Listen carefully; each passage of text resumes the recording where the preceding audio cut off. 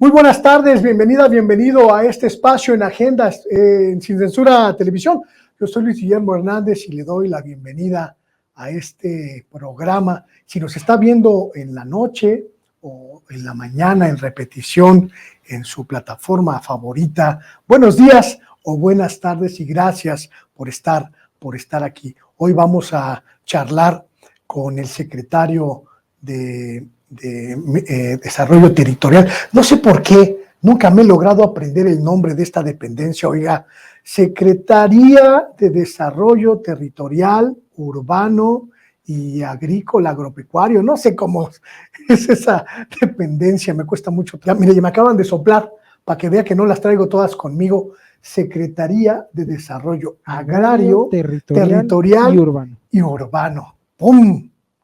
En esas estábamos cuando nos acordamos que íbamos a platicar con el titular de la SEDATU. Y mire, una entrevista que la verdad arroja muchísimos datos sobre lo que fue durante mucho tiempo esta dependencia que en algún momento fue la Secretaría de la Reforma Agraria y que después se transformó en el al ámbito territorial y al ámbito del desarrollo urbano, la Secretaría de Desarrollo Urbano y Vivienda. Esta dependencia prácticamente fue el símbolo del saqueo en el viejo régimen y en muchos casos el símbolo del fracaso total de los gobiernos, pues representado en múltiples casos de corrupción. Construcciones de vivienda paupérrima, dispendio, crisis de unidades habitacionales construidas con dinero público que eran prácticamente pueblos abandonados, concesiones de tierras a cuates, muchísimo desorden territorial y urbano que este gobierno puso en la perspectiva del ajuste. Y esta entrevista también nos arroja muchas luces sobre cuánto perdimos como país por una falta de planeación en este terreno. Vamos a ver la conversación con el titular de SEDATU, Román Meyer. Espero que le guste. Secretario Román Meyer, Desarrollo Territorial, Urbano, Medio Ambiente, etcétera. Nunca me sé el título de esta kilométrica dependencia. Sí. Gracias por la conversación con Sin Censura Televisión.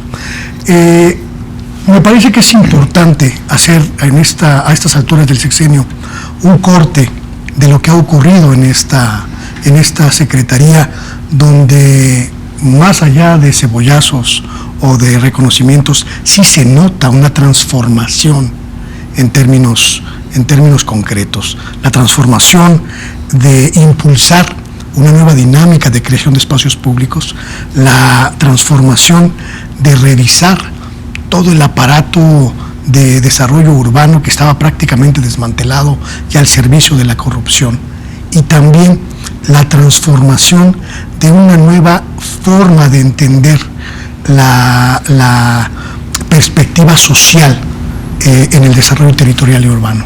¿Cómo sintetizamos estos años de trabajo, secretario? Bueno, pues muchas gracias por la entrevista. Ha sido un par de años bastante, vamos a decir, extremos. Cuando nosotros recién llegamos en el 2018, nos encontramos con una Secretaría de Estado que, si bien estaba en ese entonces en Avenida Reforma, no tenía internet.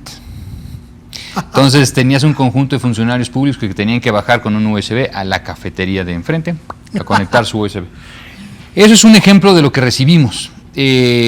Prácticamente una secretaría vacía, donde cuerpos técnicos, eran no más de 3-4 personas. O sea, 2 urbanistas, un arquitecto, y se acabó. Hoy en día prácticamente el 70% del personal tiene un grado de licenciatura, maestría o doctorado, postdoctorado, y hemos conformado una secretaría de corte técnico. Es la secretaría más chica y más nueva del gobierno federal. Esta es una secretaría que tiene el tamaño de una dirección general de la SCT. No, sí. No estamos hablando más de 500 personas de estructura y servicio profesional, no más de 500 personas, ¿no? Eso es, digamos, la estructura completa. Ahora, es una secretaría compleja porque su propio nombre es difícil dar a entender. Cuando hablas de unas secretarías como educación, cultura. El ámbito. Exacto. Secretaría de Desarrollo Agrario, Territorial y Urbano. ¿Eso qué es y cómo se come? Es muy complejo.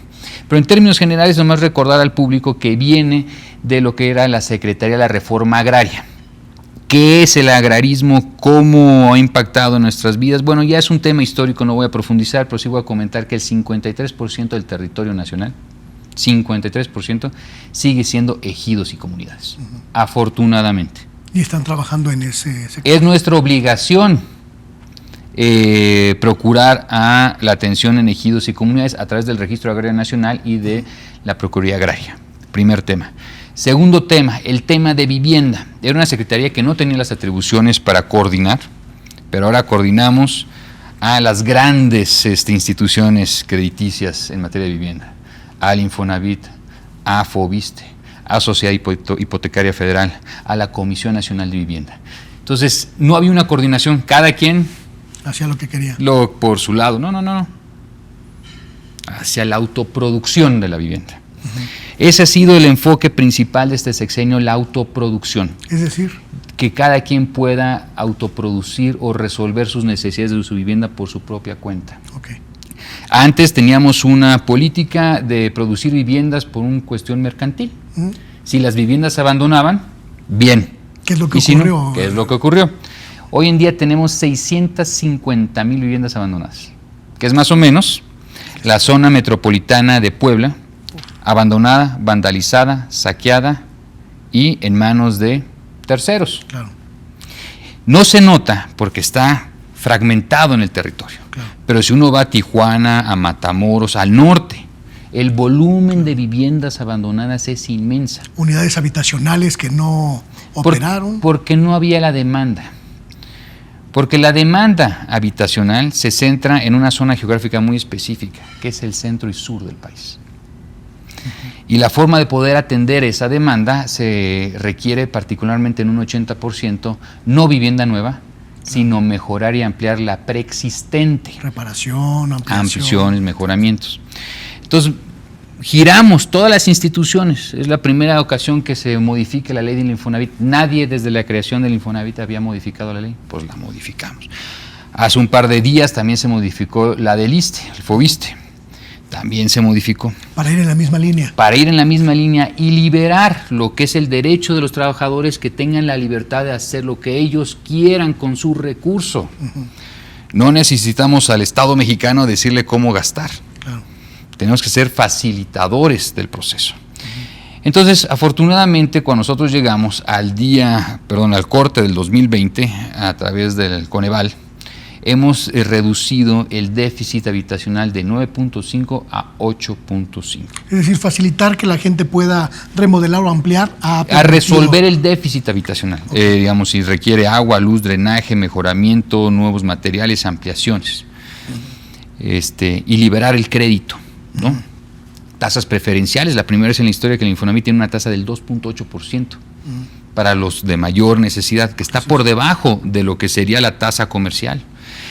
Muchas modificaciones para poder liberar el recurso y que los trabajadores lo puedan utilizar. Y a su vez, a través de la Comisión Nacional de Vivienda, focalizar la entrega de apoyos directamente. O sea, nosotros en un 70% se lo entregamos a mujeres, nada más nos dicen su credencial de elector, ¿sí? Una carta muy simple de compromiso. Todo el mundo pensaba que el volumen de gente que iba a agarrar ese dinero y lo iba a utilizar iba a hacerse cualquier. Todos los financieros nos decían, no, va a ser un fracaso. ¿Qué porcentaje crees que no utilizó el recurso para una acción de vivienda? Debe ser muy, muy bajo, ¿no? Bueno, la estadística nos decían pues, como el 20, el 30% de los financieros de vivienda, expertos. El 2%. Uy. El 2%. No utilizó su recurso, lo utilizó para un funeral, lo utilizó para pagar unos medicamentos. Claro, pero